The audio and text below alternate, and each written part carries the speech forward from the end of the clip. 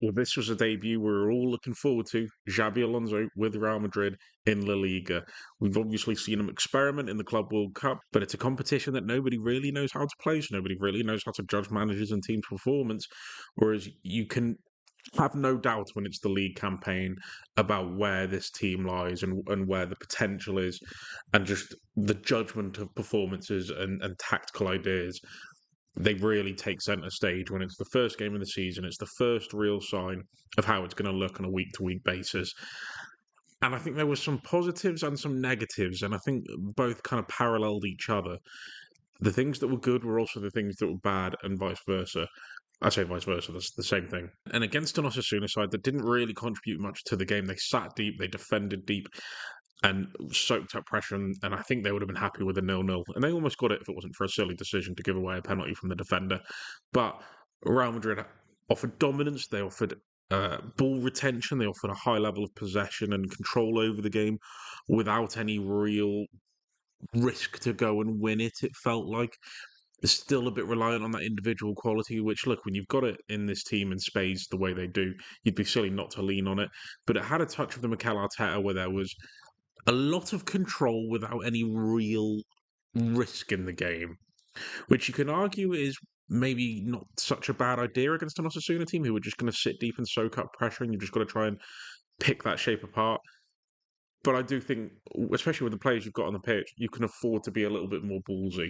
I guess where that lies, we'll see in the coming games and in the coming weeks about what the true Real Madrid will be under Xabi Alonso. But we'll go over the attacking phase first now, and we'll discuss how that looked. Real Madrid lined up in a number of formations, but I would say the base level formation is the sort of 2-3-2-3 here, with Chouameni as the pivot in between the fullbacks, who would sit a little bit narrower. They wouldn't be occupying the width in their deeper base.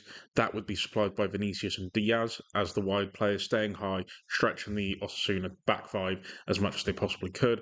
Mbappe is the striker, and Valverde and Gula in the attacking 8 positions.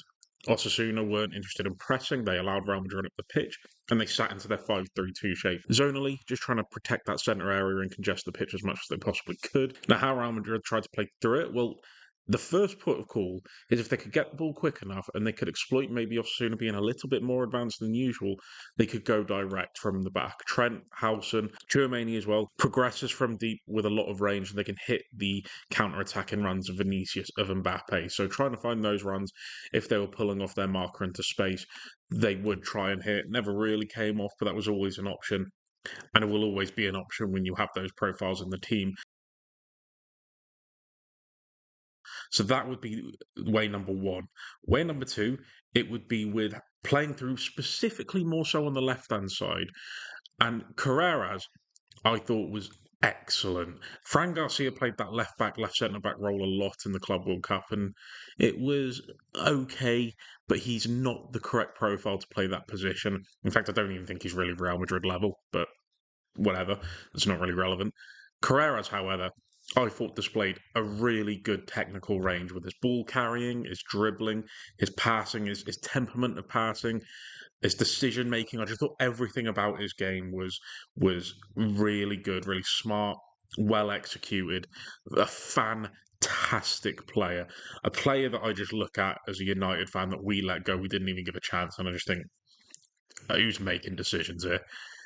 So he would look to receive the ball in this area here, and Gula's position gave him the opportunity to move forward, because Gula would look to stay higher up, and it would bring the Osasuna wider centre midfielder with him as he sort of looked to try and stop that pass into Gula and restrict him potentially getting space in the half space if he comes out too far to press Carreras.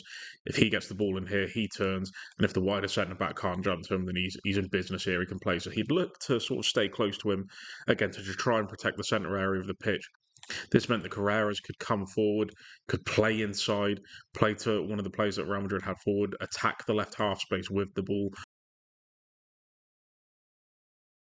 or look to combine with Vinicius Jr., whether that's playing him through with an out-to-in run to get him into a good position, play him so he could get a cross in, or play him and then continue his run as an underlapping or overlapping run to potentially drag a marker away and allow Vinicius Jr. to move inside and do whatever he needed to do. The problem is, I thought Vinicius Jr. was a little bit lacking in his quality in this match. He's kept out wide on the left. the Osasuna shape meant that he didn't really have the room to penetrate with his runs. To get the ball in the inside channel, he just didn't really have the space to do so.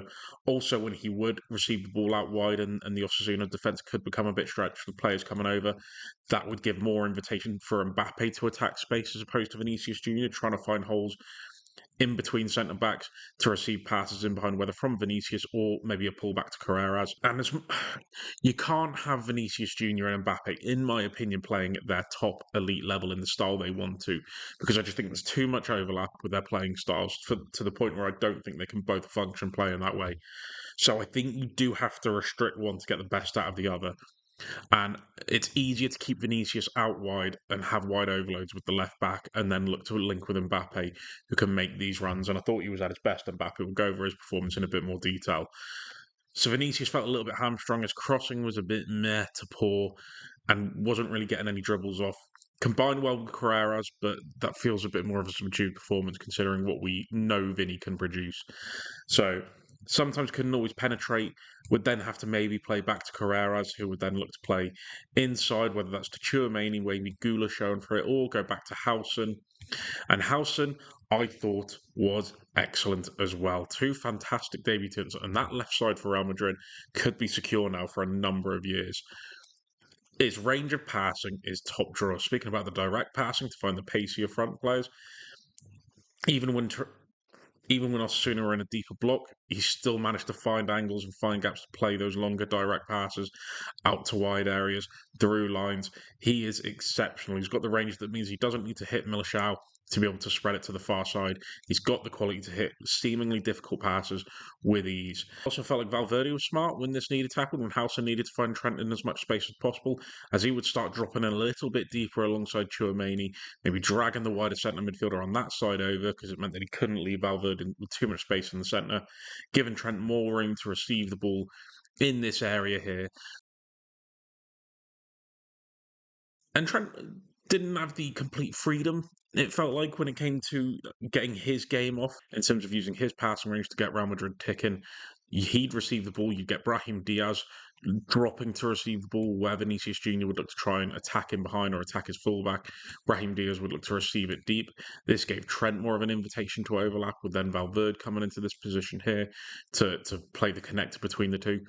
I've never thought of Trent as an overlapper, but that was the role he needed to fulfill to allow then Brahim Diaz to move inside. Valverde can maybe drag the wider centre midfielder again, allowing Diaz to look inside and play forward. Lacked a bit of penetration with Diaz wanting to come to the ball a lot.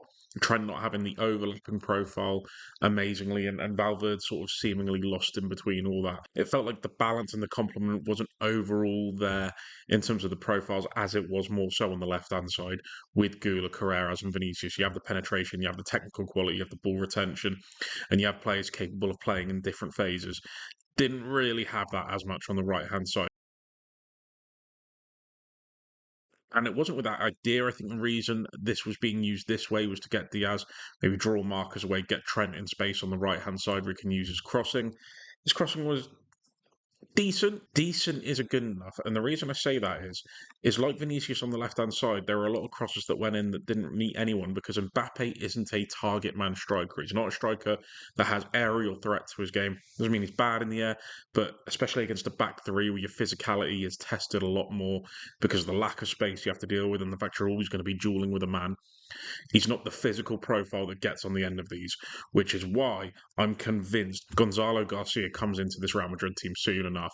I know it's going to take some balls to drop what I would assume would be Vinicius Junior and have Mbappe move that left, but I think having Garcia as that aerial threat, as that physical threat, gives Real Madrid a target to be able to execute some of these game plans against defences that are going to sit deep. He attacks the box well, he's physical, he works hard, he's selfless as well in the way he makes movements and can complement those more maverick type players.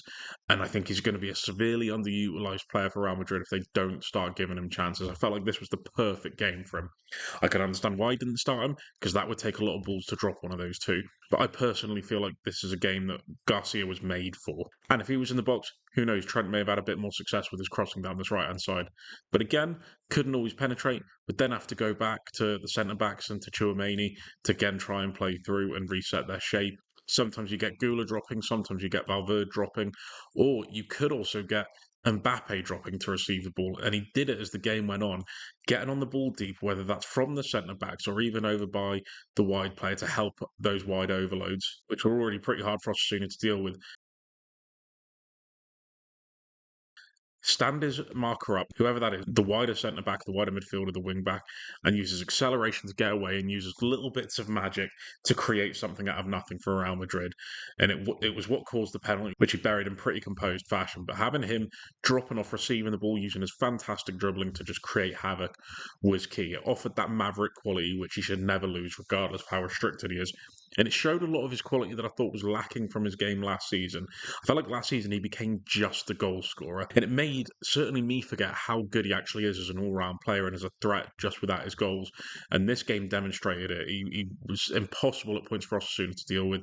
Despite having a little space to work with, he made Osasuna pay and penetrated. His acceleration and his dribbling just killed players and won him the penalty in the end. Also, when Real Madrid were forcing the agenda and they had possession on the edge of the Osasuna box, then you get the shape changing slightly with one of the fullbacks moving into the attacking line here with, let's say, Trent on this right-hand side, Valverde pushing in the centre, then the Carreras and maybe have to drop a little bit deeper, and it would be a 3-1-3-3, I guess you can say, or a 3-1-6. More of a diamond midfield as well, with Trent and Gula in the wider attacking midfield zones. A level of fluidity, so it wasn't completely disciplined on who was in what zone of the pitch, but as a template, this is how it would look. And just using the quality of those players in the central area, trying to open up as best they could, didn't always work. Osasuna were disciplined, they defended very well, but Real Madrid did try and force the agenda and got by in the end just about. But they also defended pretty well to prevent Osasuna from really doing anything in the game. And how did that look? They'd go man to man with a +1 on the defensive line, and it would be with Mbappe onto the central centre back, Vinicius on the right centre back, and Diaz on the far side centre back. And to be fair to Vinicius and Mbappe, worked hard. It wasn't constant pressing. It wasn't lung busting activity, and they didn't have to do it a lot because Osasuna were barely on the ball. But they did their bit, and if you're going to criticise them, or at least I'm going to criticise them as much as I have done in terms of their off the ball work. They did fine. They worked hard. I can't fault it. I've been very critical of it. We'll see how this goes come September, October, bigger games where they really need to dig in and show a bit of spirit when they're under the cosh a bit. Then I'll be impressed. This should be a kind of a given in this type of game. Valverde would press onto the pivot. They would try and prevent Osasuna from playing out, but if Osasuna could penetrate and go around, then it would be up to Real Madrid to try and prevent them from playing through. So let's just say if the ball goes out to the wing back on the far side, it would be with Rossi here. Carreras would go and press. You get the Angula on the attacking midfielder in this position here, meaning Howson and Militao can double up on the striker, keeping that +1. And so if this player was making this movement in between fullback and centre back, Gula had to be ready to track and cover that underlap or overlapping run from that player. Tchouameni would do it on the far side. If Osasuna went to attack down the left, he would look to protect the half space in between centre-back and full-back there. Did excellently, but when it was over this side, he would come in to the central attacking player. And where they would be willing to leave a man free would be with Trent coming inside, marking the left-sided attacking midfield player. It left the wing back over on the far side, which I think is completely understandable because if Real Madrid did their job of locking in Osasuna to this part of the pitch well enough, Osasuna couldn't play to that guy. So they'd protect any near options for the player on the ball. He couldn't safely play simple passes. He was a bit stuck on an island. And that would change for the far side. If the ball was on the wing back on the far side, Trent would come across, get Tchouameni marking this player, as I just said, protecting the half space. Gula in the middle, and you get Carreras dropping in to the right side of the attacking midfielder. The right wing back would be free. Balanced really well, kept that +1 that could read danger. Both have great profiles in doing so in Militao and Howson. And as a result, anytime Osasuna had a sniff of a chance, never came to much, and Real Madrid did their job. But one game, 37 games to go, Champions League, all that lark. Good start, improvements needed. It was never going to be perfect from the first game, though. But I'd love to know what you guys think. Let me know down below. In a bit, lads.